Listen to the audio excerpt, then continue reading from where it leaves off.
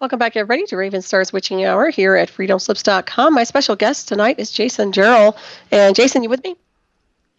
I'm here. Awesome. It looks like we have a question here from chat. I don't know if you noticed it. I posted it while we were on the break, but I can read it out. It says, let's see here. Could it be possible that the quantum reference point could have been altered through electromagnetic field around the solar system, in turn putting our DNA and time density out of whack, and this entropic system, i.e. money democracy, was worshipped?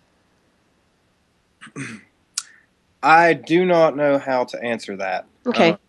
That makes sense. I get it. I'm not much of a physicist, but, as someone who studies anthropology, I can tell you without a shadow of a doubt that the system we live under today is the legacy of the Bronze Age. And most of the issues that we have today with economy and power and corruption have roots that only go back about as far as 2500 BC. Human beings had completely different ways of living before then. That's a good response right there. And of course, everything can change through frequency. But I believe that in order to resolve what's going on the timeline, we have to take a glimpse into the false past, I guess, or historical benchmark, if you can call it that, because so much has been censored. So digging around and finding the truth is like pulling teeth, as I've mentioned previous guests before. It gets to be a very big challenge. Sure, it's challenging. I mean, you can just look at what academia tells you about history. For example, ancient Uruk that I described before was completely dominated. The people were completely dominated in everything that they did by a temple priesthood. They managed your rights to craft, create, to grow food. They were controlling travel. And yet, this society is looked upon by academia as the beginning of social sophistication. It may be that we have a very skewed concept of what represents a civilization. I agree. Well, seems to me like civilization is going kind of towards the dark ages and the illusion of, so hopefully that's not going to be the case. And as you were touching on earlier, because of our 4th of July Independence Day around the corner here, it is really important to start taking the initiative and coming up and standing up and being counted and letting go of these patterns that have been completely dysfunctional and destroying us for a very long time now. So, yeah, that was an interesting question there, Zaphod. Yeah. It relates to many things off planet, probably. It's more extraterrestrial, but good response from you, Jason, on that one. And if you want to call in with a question, that's fine. I will answer the phone, the illusion of, but make it brief, okay, guys? I know somebody tried to call in before, so if you're okay with that, Jason. Yeah, we're good. Okay, yeah, I just want to make sure that's okay with you. I take calls on occasion, but only if the guest is all right with it. Well, I would like to say something about some of the issues that the question mentioned, and that we were talking about earlier with the 4th of July. And I'd actually like to say this. I'd like to address the audience, really, because we're not actually entering a dark age. We are just beginning to take the first painful steps out of a dark age. Oftentimes, the collapse of an evil system is just as painful, just as chaotic as the moment when it's born. And that's what you're seeing right now. These are troubling times, but the future really has not been as bright as it is now for a very long time. So, to the audience, I would say rediscover culture, history, science, and art.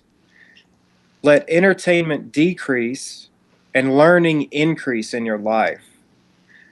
Let the crowd melt away and the individual arise. You were created for a reason. Embrace this fact. As you learn, you'll find that you have something to express in a deep drive, pushing you to paint, sculpt, teach, write, speak, or otherwise create something which comes from the most human element within you. In doing this, you defeat the New World Order every day, because the ultimate victory against the corporate state is to stop being a cog in the machine. That's very well said. Jason, did you write that yourself? Yes, I guess I have did. to ask because it's very profound and it's awesome, and I want to say thank you for that. That is exactly what needs to be done. All right, you 701, you're live here. Do you have a question? Yes, Solaris. Have you Hi. looked into Have you looked into North Dakota and the earthquakes that have happened there since fracking? I haven't. No, I have not. And Okay. this is They've not been pertaining to the fracking. question. Do you have anything pertaining to the question Jason is communicating tonight? I'm sorry, I Maybe didn't you might hear. know more about it. I don't know. They've been Okay, well, fracking I'm there going to let since you like go then because if you're calling about a different 2005. topic, that's not okay. Goodbye. Okay, sorry. This is why if you guys want to call in, please pay attention to the show, understand what the topic is, and ask a professional question. And that's okay if you want to talk about fracking. Call in Robin's shows in the morning. She'll be happy to discuss it with you. But we're talking about a very different topic tonight. Okay? All right. There you go. All right, Jason, where were we talking here? I was talking about how awesome that was, what you just mentioned.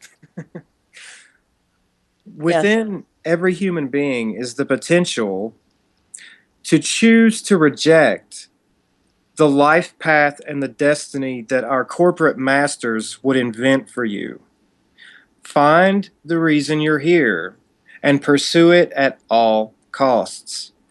Because the future is really in the hands of every person listening to this. It's up to you whether you become a brick in the wall in the future or whether you become a ray of light to illuminate people now. Mm-hmm. Very true.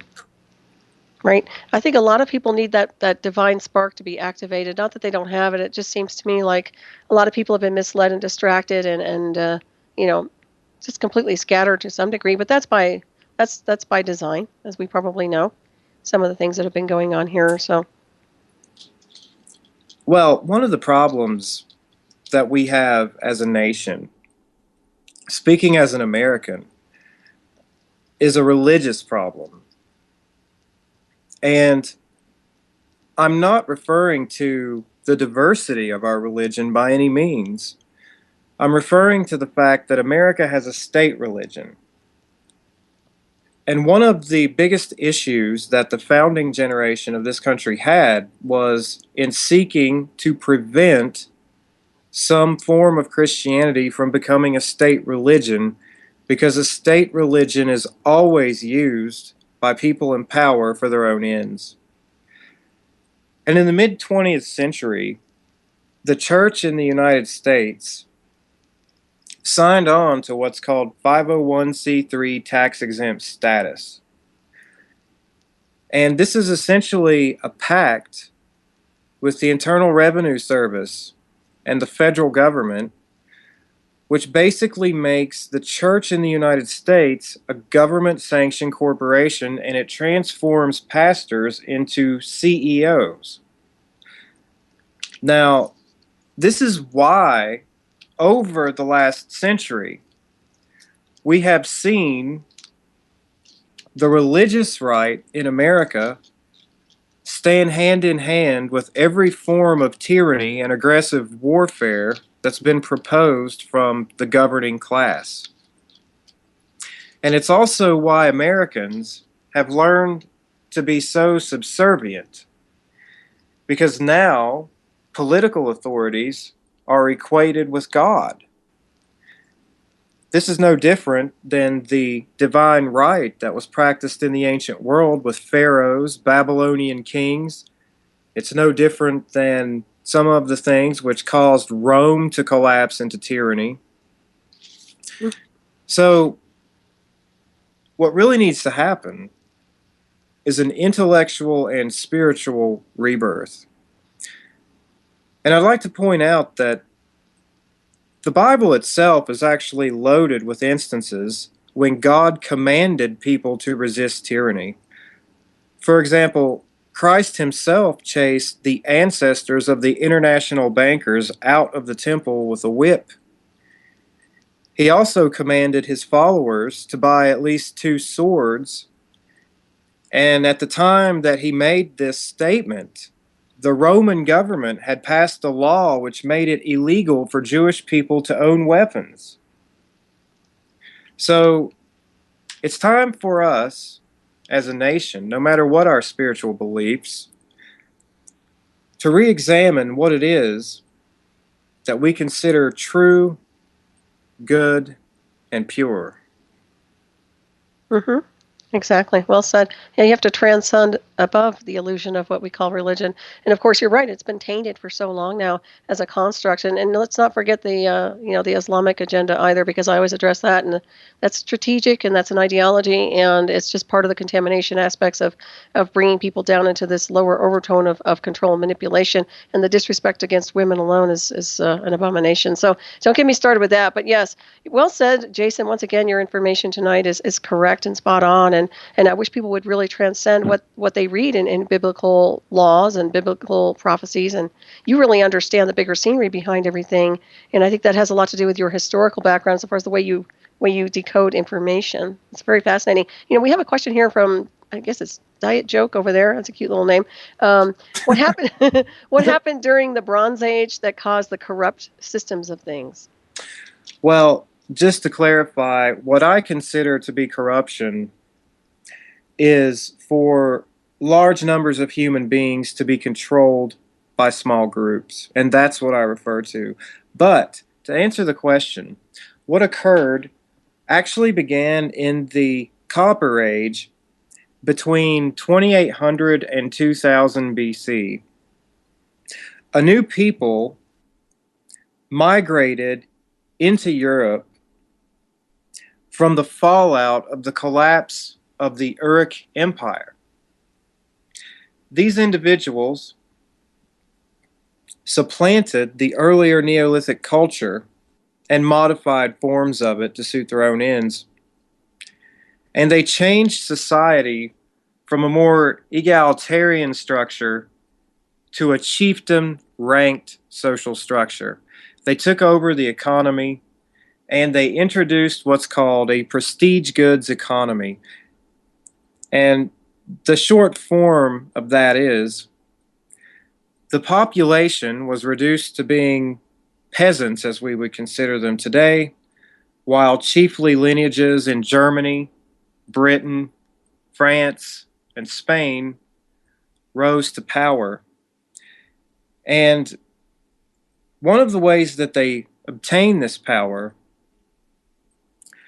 was endowing certain types of artifacts and other types of goods with meaning so that people wanted to have these possessions. Because if you had these possessions, you had special privilege in society. And these could be symbolic artifacts like copper daggers, various metal artifacts. And the way you obtain these artifacts was to indebt yourself to the local chief.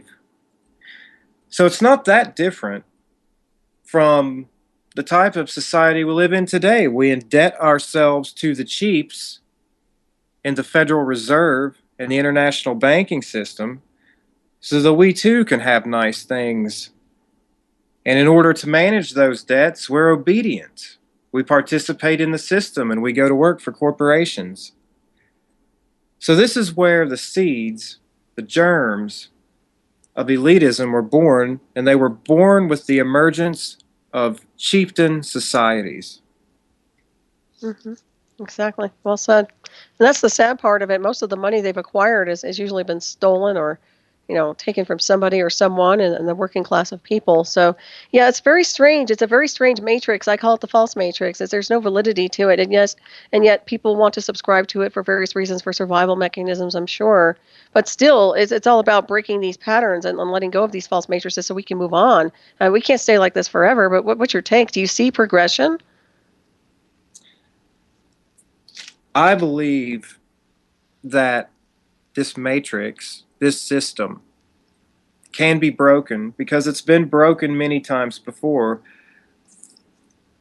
The Bronze Age elites that dominated Europe between roughly 2300 and 1400 BC had taken over an area larger than the modern European Union.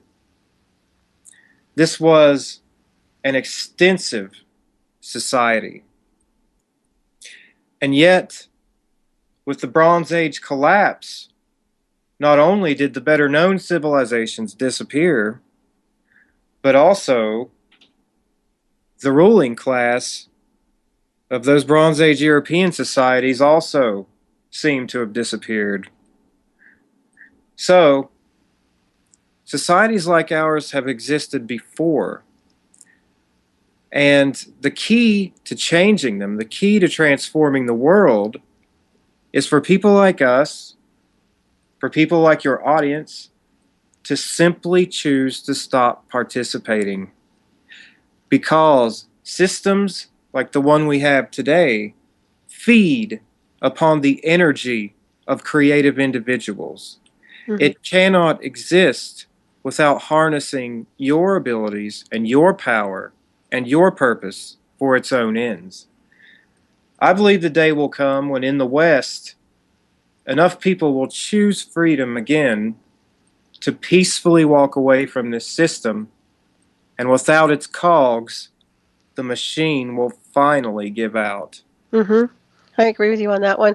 I'd like to see more and more people stop participating. I think the problem we're running into is that it's a survival mechanism for people for the most part. I think that's why. And it's hard to take steps to break orbit with this type of environment because it's so entrained in so many people and it's ingrained too. But what are some steps people can take on a very simple scale just to get started, would you suggest? The first steps would be within yourself. You need to look at the interests that you've had your entire life. And you need to try to understand why they're there.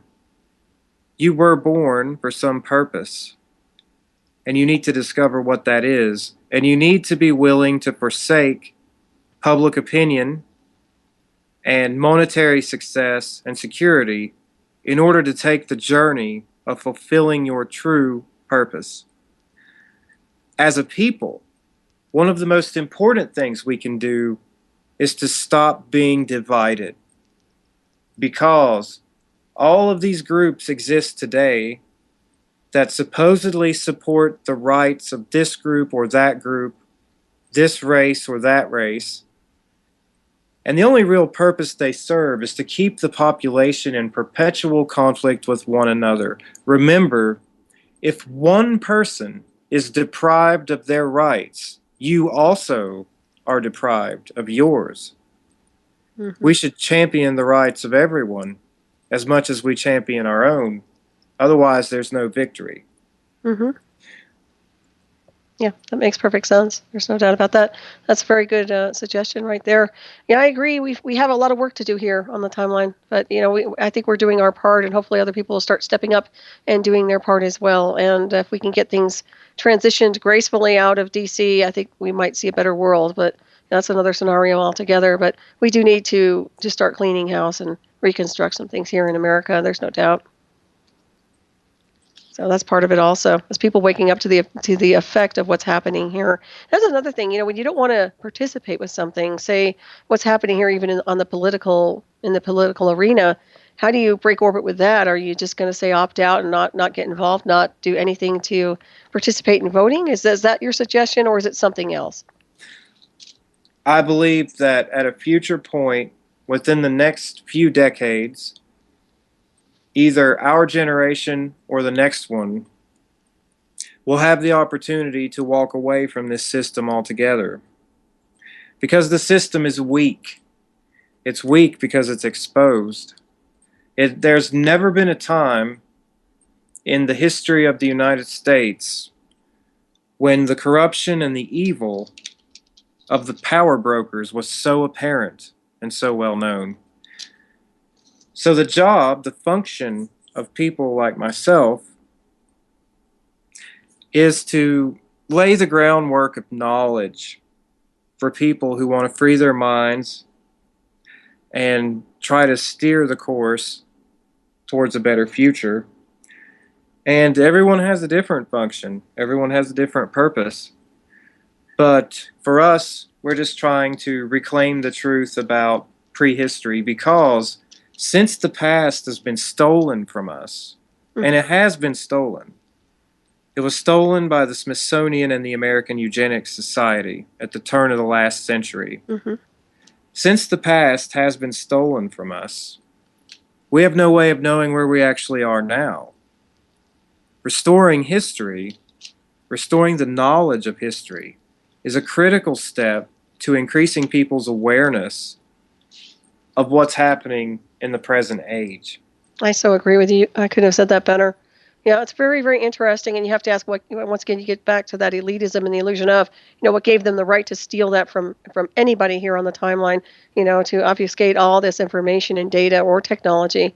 And it's been going on for a long time, and I don't know why people aren't protesting these things in the streets. I mean, this is something to be really raising cautiousness about. But like I said, Jason, the work you're doing is you're a wonderful, wonderful soul and being to be here doing this kind of work and awakening people. And you have such a strong message on a very deep spiritual level too. Not only are you up to speed and beyond it all when it comes down to what you're decoding here, but you understand what's happening on a different scale on spirit. So I think that's very interesting and very very nice to hear. It's very refreshing.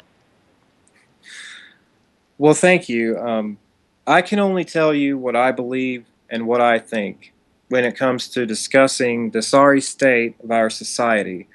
But I believe in my heart that we are going to see the dawn of a new golden age or renaissance. And that's why the work that you're doing and the work that many people who might be listening to this are doing is so important. It's to lay the groundwork for people who will have the freedom of thought restored to be able to do their own investigations, not only into this time period, but into what came before. Mm-hmm. That's huge because, well, there's always been the censorship regarding information, as you well know. I'm sure you've run into that a billion times over, even with some of the information you've been writing about. There's always been the editing and the censoring and things like that. But freedom of thought, freedom of speech, freedom to be who you are, that's huge. And if people don't see that, I don't know what to say. But my background with the technologies I've been exposed and integrated with in the past, and it's been horrific. So I can tell you, when they try to steal your thoughts or your creativity or your soul or your spirit and try to taint it with some kind of electronic warfare or psychotronic driving system, it's inexcusable. And I'll tell you, that's part of this technology that's been hidden, yet those of us who have been pulled into it unnecessarily have actually been forced to decode it. So that's just an example of where I'm coming from. But I see it, and this is why freedom, when we talk about freedom tonight, it's huge. If you don't understand what freedom is, I mentioned this the other day, it's kind of like if an animal's in a box or in a trap of some kind, or you keep him in a cage and then eventually you let him out, it doesn't know what to do because it's been living in this cage for so long. And it just doesn't understand how to get out of there. It's still fear-based. And I think that people are kind of like that. They're in a frequency fence, even if it's invisible to some degree. So taking all this away and showing them what's happening here, like the work you're doing, Jason and Sarah, is just phenomenal. Well, you mentioned fear. Fear is the mind killer. Fear short circuits your ability to think from a higher perspective. If you find yourself living in a society where the media, for example, is always giving you something else to fear, it may be time for you to divorce yourself from media. It may be time to turn off the television. It may even be time to throw it out in the street. Mm-hmm. Yep. It's time to become scholars, to become thinkers, to become writers and readers. It's time to train yourself to be an independent, sentient being. Mm-hmm. Exactly. And that's another concern, too, is the school system. And it's very dysfunctional and backwards insofar as educating people. So it's very concerning as far as what kind of information they're going to acquire, even the children that are growing up today. So I know you laugh. I'm not sure what Americans thought they were doing by handing over control of the education of their children to a government agency to begin with. Mm-hmm. We are living in the sins of the past. It was our forebears who accepted the Federal Reserve. It was our forebears who accepted the Department of Education. Our forebears accepted licensing, the income tax, the aggressive wars, the debt. But it is we and those who will come after us that will witness freedom. We will see freedom again, freedom of thought, freedom to travel, freedom to breathe. Because this system is outmoded and archaic, and it cannot continue to survive as long as more people continue to awaken. Mm-hmm. I agree with you. I still think America is one of the holding grounds insofar as the new energies and what's coming in insofar as freedom. I really do. I think that the spirit of America burns bright. Whether people realize that or not, we are definitely a role model on a lot of different levels. We had more freedom and the illusion of than a lot of other countries could ever hope to have. And yet those same countries that were supposedly, you know, a lot of people were supportive of our country for our freedoms, but at the same time, there's this conflict and jealousy. And that's what I've seen, the jealousy of how dare these people have inventive minds? How dare they be entrepreneurs? How dare they be independent in thought and consciousness? How dare there be women who are empowered? You know, that whole concept and their backwards programming has to be completely disintegrated. And I think that that's one thing that I'm willing to stand up and burn bright with is really just freedom at the highest level, which is really about who we are as multidimensional beings, spiritual beings, however you want to define yourself, beyond the illusion of a religion or a race. So, yeah, what we're doing tonight is huge. And this is why I hope that people understand, besides getting, sitting there and have a barbecue and drinking beer, I hope you understand what this really means when we're having our Independence Day. We need to take it up a lot more in octave insofar as our freedom, because it's right. We have had so much stolen from us, Jason. So much has been ripped off from us. I mean, right down to, well, just everything, even what they're doing with imprinting in the DNA. So, you know what I mean? The genome projects and things like that. DNA is a sacred part of yourself. Whether you believe in a deity or whether you believe in nature, either way, DNA is the very book of life. It's a sacred scroll, and each of us is a story that's written in it, in code. Mm-hmm. To manipulate human DNA, to steal human DNA, is a crime of the highest order, in my opinion. Mm-hmm. I agree. I totally agree with you on that one. And yet you've seen it going on. And, without getting too into the religious aspects, but I do want to know, and I'd like your opinion of what you feel for prophecy. Do you believe in prophecy? Do you think a lot of this is faded? Or do you see it beyond that? I really don't have the opportunity to discuss religion very often. But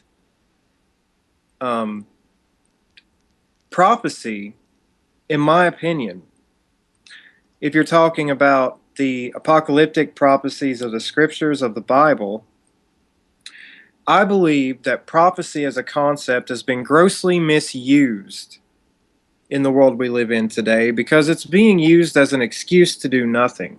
Mm-hmm.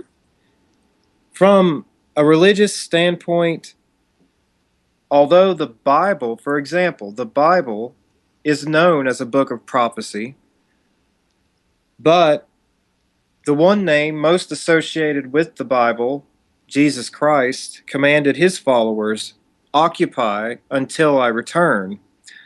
And in Greek, the word that's used in that verse for occupy is in the martial sense. In other words, it's your job to take care of this world right now. So, I don't often speak about prophecy, but I will say that it's possible that the same series of events tends to recur because there have been global societies in the past. I mentioned the Bronze Age collapse earlier. Mm-hmm. Well, that was the collapse of a global society. Mm-hmm. 2,000 years before that, the fall of Uruk was the collapse of a global society. So, just because there is a large-scale push towards globalism doesn't have to mean that we're facing any type of end-of-the-world scenario. Because we've reached this point in the past, and the elites have failed just as miserably in the past multiple times as they are sure to in this instance. Mm-hmm. Yeah, I tend to agree with you on that one 100%. Yeah, well, and people need to step up a little bit more and let go of the sitting back and just watching the world go by, so to speak. I think a lot of people do that. And perhaps it's good to address the prophecies to some degree. So many people are driven by that. So many people are driven by a pseudo blueprint or something that's been printed in a book that defines what their future is going to be instead of actually taking the helm and redefining their future, redefining the present. You are your own future. You Mm-hmm. can either let someone take it from you and define it for you, or you can seize control of it on your own now. Right. Well, I think it's good to define your own future, especially if you're caught in a false matrix or a past. It seems to me like we're living a progression. It almost feels like a replay of a program that's running of an AI.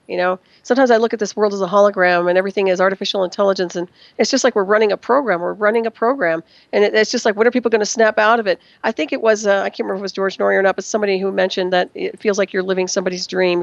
It's like I feel like I'm living inside someone's dream. And that's the last thing I want to do is live in somebody else's reality or dream to a point where I'm not defined as my own being. And that's what it feels like to some degree. Well, what you're doing right now is the answer to that feeling. Mm-hmm.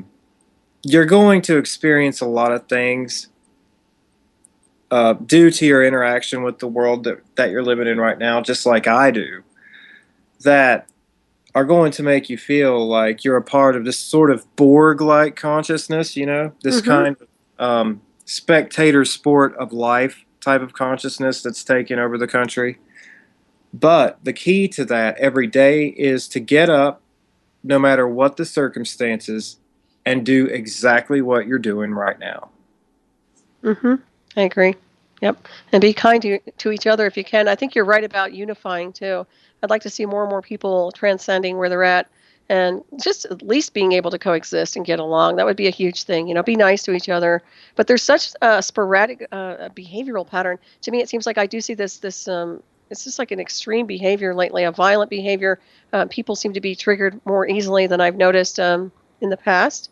So I do wonder what's really going on that level. And I don't know what your take is on it, but I have seen that, where there's an escalation and people being a little more agitated than they normally have been, a little bit more erratic. Yes. I believe that the people, because I was a psychology major, the people today are venting their frustrations towards one another because by and large, they're afraid to vent their frustrations towards the true source. The true source being the sort of corporate takeover of the state that we're experiencing right now. Mm-hmm. So the people are frustrated, and you'll see more and more of that. Of course, another problem is the prevalence of pharmacological sorcery in our society. Today's pharmacist is no different than a sorcerer from the classical age. The people are bewitched with a dark magic in the forms of the medicines that they're being given and that they're being told to take. They're being divorced from the healing properties in the earth, Mm-hmm. and they're embracing these artificial paradises which have terrible side effects. Mm-hmm. I agree. Yeah. Well, and of course, frequency can heal just about anything when it's modulated correctly. That's another thing. And the electricity, electromagnetic frequencies that we were touching on earlier, with how they were working with these frequencies, of course, they can be used to heal as well. Well, there are stories about these mounds and earthworks in North America. Most of the First Nations tribes that were encountered when Columbus and subsequent Europeans reached America did not know who built the mounds and earthworks when they were asked. In fact, in some places, in some parts of Michigan, they actually avoided the mounds and earthworks for various spiritual reasons. But there are some accounts which suggest that the Native Americans had figured out that many of these earthworks had healing properties. For example, there's an account that was related by Ross Hamilton to me at the Serpent Mound a couple of weeks ago of a mound in which, in the late 1800s, a lightning storm came, and this mound had one of these circular hingiform structures around the base, and a storm came and it was beginning to fill up with water in the ditch around the base of this mound. And the Indians went out to this mound and stuck a rod in the top of it. And that rod was struck with lightning. And then those Indians ran out to that mound and started drinking the water out of the ditch of that enclosure, scooping the water up and drinking it, because they knew that the earthwork had enhanced the life-giving properties of the water. So there are all manner of healing technologies that have absolutely no ingredients other than nature that we are in complete ignorance of today. Mm-hmm. Yeah, that's very, very interesting, and it certainly resonates without a doubt. You think about electricity is a key to so many different things. Once again, Tesla comes into mind on a lot of different levels with that, but that's very, very interesting about the rod. Very much so. Yeah, I like Ross Hamilton. I'll have to have him back on the show with you. You guys have to come back on. Well, we like to do these shows together from time to time, and the response is usually pretty good. Oh, absolutely. Well, you're a great combination, there's no doubt. And Marcia is too. She's awesome. Yeah, it's nice to have all of you on. What a combination, my goodness. Well, these are all the people that I consider to be my family at this point.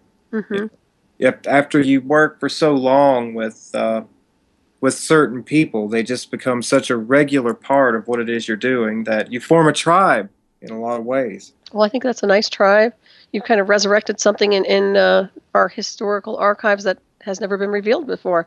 So it's very, very interesting. And I tend to agree that everything is energy and consciousness and frequency, so that, electricity can do so much for people on so many different levels. There's no doubt about it if you use it and modulate it correctly. That's why the weaponization of the atmosphere, the weaponization of everything, our environment, is kind of concerning beyond the word. So I don't have to tell you that. There's no doubt. The misuse of nature against people, and for the wrong reasons, is the very definition of black magic.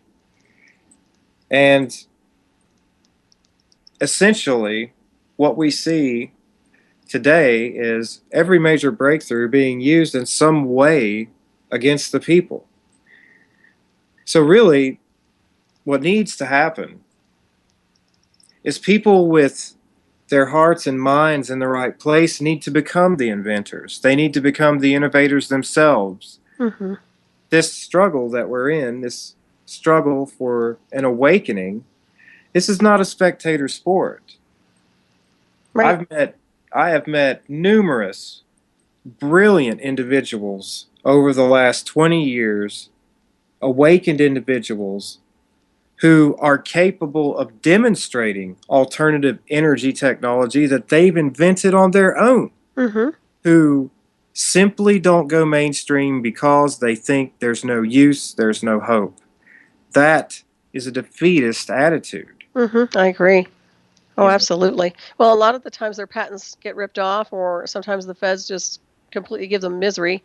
So it just depends on how advanced they really are and what kind of technologies they're working with. But yeah, you see it all the time. I mean, this is an underlying current there because we've always had problems. We've always had issues with inventors and entrepreneurs and great minds getting attacked and or their information stolen and oppressed to some degree. I see that a lot. But as you said, it's really about standing up and not being a spectator, not being a voyeur, but literally getting involved in doing it and just educating yourselves. But you have to look for the right formulas for education. You can't just find it in the regular mainstream books because it's not going to show you what you need. Well, the key is to learn the mainstream books and then in your spare time learn why they're wrong. There you go. That's the formula that I've been using since I was 19 years old. And it's definitely been a key to understanding the greater prehistoric reality. So I would assume that it would also work in any other field. Oh, absolutely. Well, I don't know about you, but I can remember reading books when I was very, very young before I even went to the illusion of any type of entrainment camp, which they call schools today. So I've always was reading, always reading. And of course, as I grew older, I was able to decode what was right and what wasn't. So it looks like we have a call here, and I'll answer this one. Can you hear me? Are you there? Barely. Okay, trying to get this back. Can you guys let me know if you're hearing testing 1, 2, 3? Sorry, Bill. Why don't you call back again? Hang on for a second. I'm trying to merge this. This isn't working. Here, hang on. Okay, you're still with me, aren't you? Yes. Okay, good. I'm trying to get Bill. I'm going to call him back. He wanted to call in, and I just got hosed up for a second here. Bear with me for a second. I'll get him. Yeah, these things kind of put you on hold on here on the servers. Bill, is that you? Oh, he just dropped off. Bill, you can call in if you want. Yeah, try again. He's just texting me here. You know who Bill Grant is, by the way? No. Okay, yeah, you'll like him. He's a good guy. He's a good egg. He wanted to call in and ask a question, I believe. Yes, try again. And, of course, why don't you give everybody a rundown on your website while we're at it? Because we have about 15 minutes plus or minus while we're getting involved with this call here. So let everybody know how to contact you and all that wonderful stuff. Well, I'm on Facebook, and the website is AlleghenyMounds.com. We post interviews, articles as we produce them. We have a blog on the website, and as the book gets closer to release, we're going to update our website so that there will be a forum for anyone else in the country who wants to do research on prehistoric cultures similar to ours so that we can actually help those people along with resources and leads ourselves. Because we believe that the ultimate key to taking back prehistory is for more people to become active. And we want to help new potential researchers to learn how to do that. So that's going to be one of the features of our website in the future. Nice. I like that. That's awesome. And it looks like we have another question here from the chat. They've been busy in there. Thanks for the questions, everybody. Looks like B. Radley, Solaris, for the guest, are you familiar with David Hawkins' explanation of life force calibration, and can it have a hand in humanity's future in a positive way? I am totally unfamiliar. Okay, so there's your answer right there on that one. Yeah. Unfortunately, I spend most of my time reading archaeology. Well, you're very awesome at what you do, so I'm glad you're reading archaeology and also decoding all this information here. Did I ask you how far the giants go back in history and the illusion of history? Did we ever get to that? We did briefly. The giants go all the way back to around 4000 BC. The earliest giants appear in ancient Sumeria and the Caucasus Mountains during the time when the Uruk Empire was just beginning to expand out of Mesopotamia. Okay. Do you see any correlation at all between, say, the ancient scripts or anything with scriptures or anything with Nephilim or anything pertaining to a connection there? Yes. You do? Okay. I believe that the greater ancestors of these beings from the beginning are the basis for the scriptures and mythologies that speak of the Nephilim and Anunnaki. Okay. Yeah, I was curious about that because, you were talking a little bit earlier about visitors, alien visitors, or, how the Hopi connects with their star ancestors. So what is your take on the star ancestry in general? Do you believe there are visitors that have descended onto this world, or do you think that's just not even accurate? I think that that's going to be a topic that we address in our second book. Mm-hmm. And in that book, we're going to expand the formula that we used for dismantling mainstream prehistory and expand it to attempting to dismantle the greater paradigm of reality in the modern world. Okay, excellent. And Bill, are you with us?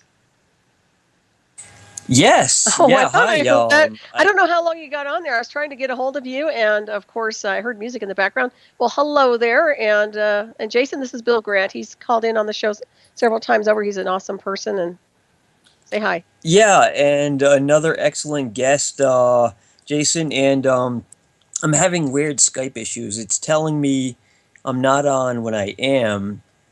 In other words, available. Oh, When I switch it to online, it immediately goes offline. Though, excuse me, though I'm still actually online. It was fighting me. So it almost seemed like I messed you up by calling the first time too. that's But okay. It was the way I answered. I was just on autopilot, and I responded. Instead of adding you to the call, I answered separately. That's what it was. It was me. It was my bad. oopsie. All good. All good. Well, I know it's getting close to the end of the hour again. First of all, I am calling from Allegheny, but North Carolina, Allegheny County. But I don't know if I missed it, but did I miss a connection? Did you try to connect the mounds at all? I heard you say, the connection between the Masons, Anunnaki, and the mounds, but did you connect that to the American pyramid and the Phoenicians and or like the Egyptians? Is that all connected at all in any kind of way, Jason? I believe that the connections between North American cultures and cultures from other parts of the world occur very roughly, sometime between 3300 and 2700 BC. Now, it's not my specialty to find Egyptian pyramids or connections with cultures like ancient Egypt or the Phoenicians directly in North America, but I believe there certainly are very strong connections spanning more than one millennium between the tumulus cultures in North America and those in Western Europe.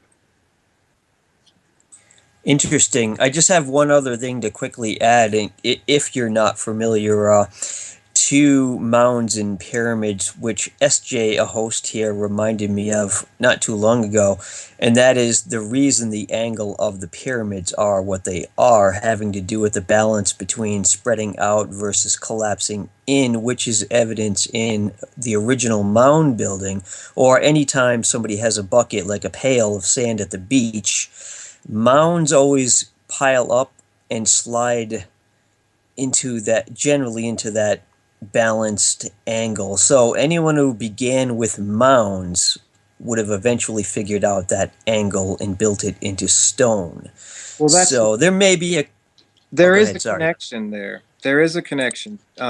Most people don't know today that the pre-dynastic Egyptians, between 4000 and 3000 BC, the race of people who actually eventually created the Egyptian civilization buried their dead in small sand mounds. Some of the royal cemeteries in Europe still have the burial mounds of those pre-dynastic Egyptians, as you're talking about now. Well, thank you very much. That's all I have to say and ask, and have a great rest of the show. Thank you again, Solaris, as well. Always good to hear from you, Bill. And Yeah. I just forgot the name of the Cosmic or Cosmo Club. I was a little familiar with that, and I had forgotten over the years. How do you say that again? Which the Vannevar Bush and Raytheon, Cosmo, etc. the Okay, thank Cosmo you very Club. much. Yeah, and thank you, Bill. Be safe over the weekend, will you? Happy 4th. You too. Happy 4th, everyone. Yeah. Take care. Thanks for calling in. Very nice. Nice information there. That was a good point Bill brought up there with the mounds and the pyramids. Well, Go ahead. the earliest. This is something that you're really not allowed to talk about in mainstream anthropology today because people are so afraid that you'll appear to be a scientific racist. But it used to be understood that the original pre-dynastic Egyptians were individuals that migrated into Egypt during the Uruk expansions from Mesopotamia. And those individuals were burying their dead oftentimes in burial mounds. And before World War II, this was seen as the precursor of the more extravagant pyramids and other types of structures during the dynastic periods. Mm-hmm. Yeah, that's pretty interesting. What about animals? Were they also buried with any of these skeletons? With the pre-dynastic Egyptians? Mm-hmm. Or even any of the mounds that you've investigated or researched? Oh, absolutely. Okay. In North America, there was extensive animal totemism, wolf masks, bear claws, bear teeth. There were, at one mound I just researched, there was a copper effigy of a turtle shell. Hmm. So there were a lot of emphasis on animals. It may be that different animal totems represented different tribal legacies or lineages. Mm-hmm. It certainly sounds like it. Yeah, I was curious about that. So what is down the road for you? I know we're getting ready to wrap this up in a few minutes here. So what's going on? Are you going to be doing any lectures, or what are you going to be working on the next few months? Well, I'm going to be trying to finish our first book. Immediately after it's finished, we're going to do several lectures. We're hoping to do lectures through to next year. I'll be doing a lecture at Serpent Mound on August 21st. Nice. We'll be talking about the giants and prehistoric social sophistication at the Serpent Mound. And yeah, so that's it. I'll be doing what I'm always doing. Awesome. Always busy, always researching. Yes, indeed. And so what's the name of your new book? What's it going to be called? Did we get a label yet or a title? It's going to be called Alihana Mounds. It's named after one of the names which are thought to have been the actual name for the North American mound builders. Very nice. I like that. Did you ever, I'm sure you know what that word means, right? There's a lot of speculation as to what it means. I know I've spoken with Ross Hamilton on several possibilities of what the name could mean. Personally, I like to leave it more as a mystery. It's thought that this word may be one of the only words that we have which came from their actual language. Mm-hmm. That's really interesting. Yeah. Well, I know we have just a few minutes here, plus or minus, but I was wondering if you have any final thoughts or anything you want to tell everybody tonight. I know it is, we're right around the corner for Independence Day. Is there anything you want to leave the listeners with? And I want to thank you so much, Jason, for joining me. I do want to have you back on my hyperspace show with Ross, and we'll definitely get in Marcia and get you guys on there. Well, thanks. I know everyone would love to do the show.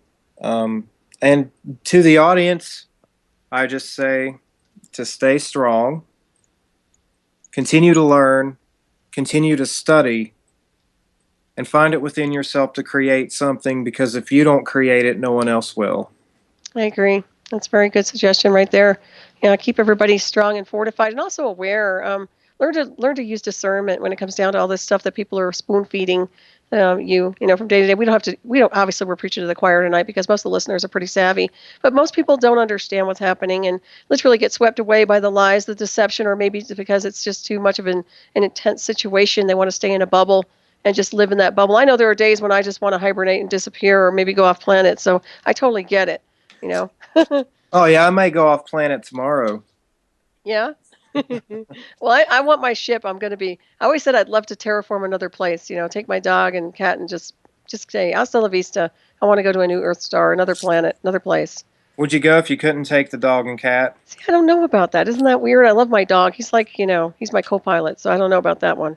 The cat, maybe. The dog, I'm not sure about that. Sorry, cat. I know. Oh, no, the cat will be like, what? They don't care anyway. You know that they let you live with them. That's how cats are, right?